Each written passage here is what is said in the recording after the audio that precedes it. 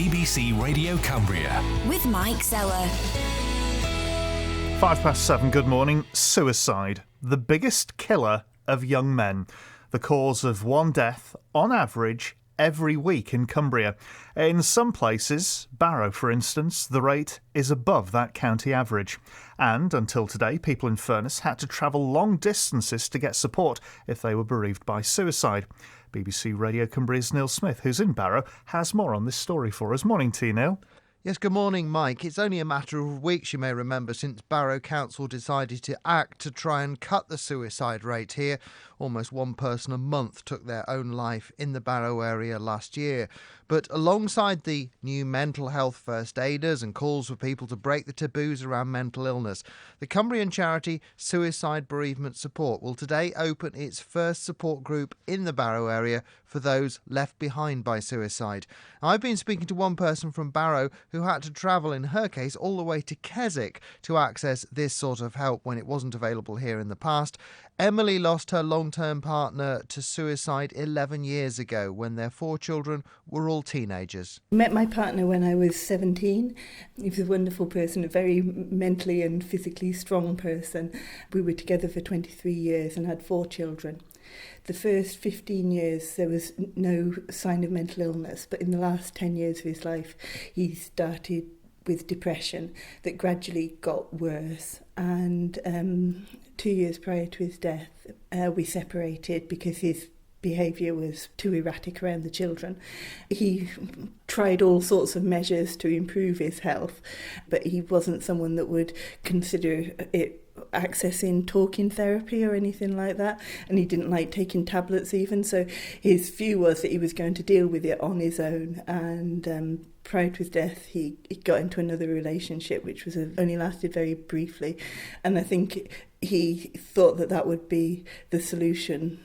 And the morning that he died, unfortunately, it was my eldest son, it was the 18-year-old who found him. What was life like for you in the year, 2 years or so after he died? Looking after the children, I guess, was my priority. I was back at work full-time doing quite a demanding job. Because my partner had his own business, I was ultimately responsible for sorting out the business and winding the business up, which again was a massive challenge. My focus was very much on all the practical things that I had to do, trying to keep going with the children and everything else. And in retrospect, because of that, my own kind of grieving process and everything was very much put to one side. So it wasn't until 12 months after he died I had time almost to sit down and cry, and I was in a very bad place, and I felt like I needed just to keep going one foot in front of the other, that I couldn't obviously suicide wasn't an option to me. I would never do that to my children, having seen what they'd been through with their dad. But there was no pleasure in living. It was just an ongoing battle. It was horrible, really. How did you start looking after you? I was looking on the internet, as one does, and in the time between my partner passing away and 2 years afterwards, the SOBS, the Barrow branch of SOBS, Survivors of Bereavement by Suicide, as it was then, had started. And the most important thing for me at the time was that it was okay for me to feel as bad as I did. I felt like I'd in some way must have contributed to my partner's death. I felt like I'd let the children down by bringing them into this situation. I felt like I was doing rubbish at work, and I felt like I was pathetic because it was 2 years after the death, and I should by then have moved on. I'd taken you take a period of sick leave, you go back to work, you're meant to be well then, aren't you? And I wasn't at all. I was, like I say, I was in such a bad place. That's Emily from Barrow speaking to BBC Radio Cumbria's Neil Smith. And Neil, Emily did eventually get the help she needed. What's going to be offered in Barrow now to help others in her situation? Well, pretty much the sort of help that she had to travel all the way to Keswick to get. The charity is now called Suicide Bereavement Support Cumbria, locally run, and is in Barrow this afternoon and this evening at the People First Centre, which is on the corner of Duke Street and Cavendish Street in Barrow. At 3 o'clock this afternoon, they got a drop in to discuss with anybody who wants to get involved what might be possible in the Barrow area. That's open to people whether or not you've been directly bereaved by suicide. Then at 7 this evening at the same venue, they are holding the first regular meeting specifically for people who have been directly affected by suicide. Thank you, Neil. BBC Radio Cumbria's Neil Smith reporting for you, and we'll bring you more on this story actually after 8 o'clock this morning.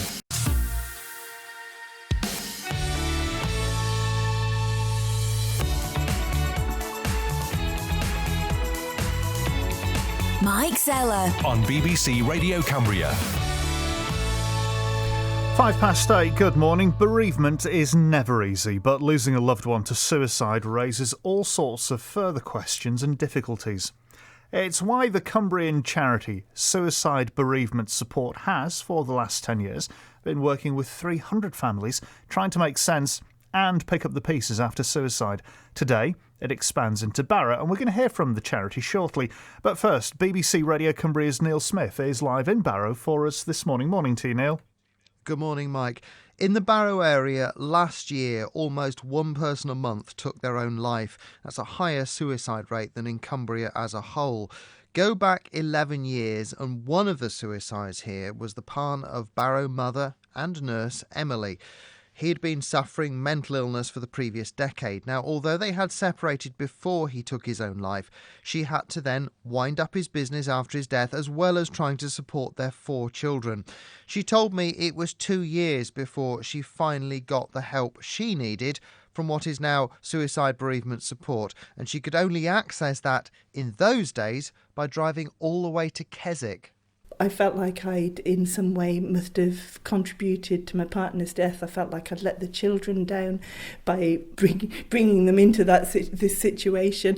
I felt like I was doing rubbish at work, and I felt like I was pathetic because it was 2 years after the death, and I should by then have moved on. I'd taken my, you take a period of sick leave, you go back to work, you're meant to be well then, aren't you? And I wasn't at all. I was, like I say, I was in such a bad place. I would never have considered myself a self-help group kind of person, It's to me. So what did you get out of going to those? At the start of the meetings, I didn't say anything. I went for quite a few months without saying anything at all. But what was most important to me, I think, was seeing the other people there and realising that I wasn't the only one that hadn't managed to kind of sweep it under the carpet and move on after X number of months, that other people there were actually having similar problems to me. So things like the children struggling at school, that's a very, very common theme.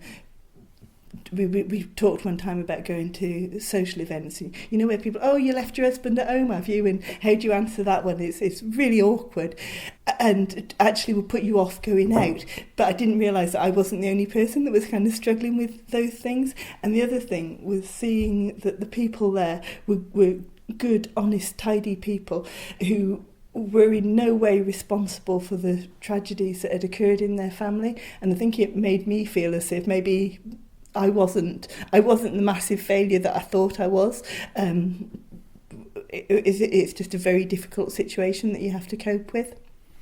SOBS is now SBS, slight change, and it's a local charity rather than a local branch of a national one. They're setting up in Barrow. How much would you welcome the fact that they're doing this now? Because of my talking to other people and people being aware of my having lost someone through suicide, a lot of people locally have actually talked to me about their own situations and how, whether it's something that happened 25 years ago or 12 months ago, it's still there, and you need to learn how to incorporate it into your life and live life as fully as possible. And sometimes that can be incredibly difficult to do. And if there's a local branch that can help you to do that, then that's wonderful, isn't it? Because it's a very, very difficult thing to deal with, and to deal with it on your own is maybe impossible for a lot of people, and it certainly was for me. So I'm very glad that there's a Barrow branch available. Over a decade on now from his death, how are you doing? How are the kids doing? How has this, I guess, informed your lives, but maybe is it no longer dominating them? It becomes part of the narrative of your life. I don't think you get over it. I don't think you don't box it off and move on, but it's a thread that's always there. But we certainly live very happy lives. My children have all got successful careers and they're doing wonderfully, and I'm incredibly proud of them. My one daughter works in Beijing and volunteers for a mental health charity there, and another of my sons does fundraising for mental health, and we try and be open and to talk to people about mental health and suicide to support other people. But it doesn't dominate our life. It's a thread within it, isn't it? Emily from Barrow, ending that report from BBC Radio Cumbria's Neil Smith. John Brown is the chairman of Suicide Bereavement Support Cumbria, the charity which is expanding its services into Barrow today, and he joins me now. John, good morning. Why are you doing this? Why are you expanding? Well, we've been aware for some time that there's a need for, or likely to be a need for, self-help support in the Barrow area. But, Barrow suffers from being a long way from anywhere. We're a wholly voluntary organisation. We started in Keswick because it was central, but that made it a long way from everywhere. It developed into Carlisle, Kendal and the West. We recognise that, Barrow is a crucial piece of the jigsaw, and we believe there is a need there, and we're going to kind of come down today and see whether local people agree with that. And John, I'm just interested to get your take on this. Why is it that separate support is needed for families bereaved by suicide compared to maybe the support people might seek after other types of bereavement? I think, in my view, there is no other loss like suicide. It's the loss where, your life is perfectly normal 1 minute and the next minute it's completely stood on its head. And the difficulty is that as the person who's left behind, you're never going to know completely what happened. And I think Emily put it well. There isn't recovery from suicide. There's what we tend to call rehab, or learning a new normal, trying to develop a new way of life and new ways of coping. Just a few weeks ago, it's worth pointing out that Barrow Council vowed to cut the above-average suicide rate in the borough. But of course, despite that vow and the best intentions, there's still going to be families left behind after suicide, aren't there? Tragically, there are. At the end of the day, whatever happens. I tend to use an analogy of Green Shield stamps for some people who may not have been in touch with mental health services. If people are old enough to remember when you collected Green Shield stamps, you end up with a great pile of books. Now, if you translate that into hurts or painful experiences, something that might to most people seem quite a trivial event might be just that last stamp in the last book and lead somebody to take their life. And of course, taking a life is something from which there is no way back. We've heard from Emily, we've heard Emily's story today, and we heard from her how helpful the support was. How else, though, do you try and support people in this situation, John? I mean, basically what we do, coming to group meetings is not everybody's cup of tea. When you've just lost a loved one, to come to a meeting and meet strange people and talk to them about something so devastating and personal, is difficult. So basically, we have monthly group meetings which people can come and go, as they please. We also have a closed Facebook group. We have a website with a lot of information on it, email, text, people at the end of phones, so that, we can offer a kind of range of approaches. And a lot of what it's about is providing a platform and enabling people to meet each other, because the networking and support from people meeting each other is a kind of key part of it. I think the other thing, just the caution, is that we are wholly voluntary. There are no paid staff, so we have no office space and so on. So, we mustn't raise expectations kind of unrealistically. But the fundamental point is it's about self-help, putting people in touch with other people in similar situations, seeking mutual support. And to that end, what's the charity doing today? Well, what we're doing, Jim Ring, who facilitates the Kendal meeting, and I are coming down to Barrow. We're going to be at the People First Centre from 3 o'clock So we'll be there from 3 till 5. So anybody who wants to breeze in, who perhaps doesn't want to come to a meeting or just wants to come informally can call in. Any agencies, who may have an interest can kind of pop in and have a chat with us. And then at 7 o'clock at the same venue, we're open to people who've been bereaved to come along, meet with us, talk to us, and see whether we can find a way forward to develop something sustainable in Barrow. I'm very conscious. I'm talking to you from Stainton up near Penrith. And what I know from many years of coming to Barrow when I work for the local authority is that, Barrow needs to develop a response that will work locally for Barrow. We can provide infrastructure and support, but we're hoping we'll find local people who are willing to help develop a self-help support initiative in the area. And we're just going to test that tonight and see what happens. Good luck with everything you're doing, John. I know it's going to be appreciated by many, many folk. John Brown, the chairman of Suicide Bereavement Support Cumbria. Thank you. 8:15, it's BBC Radio Cumbria. This is Mike Zeller.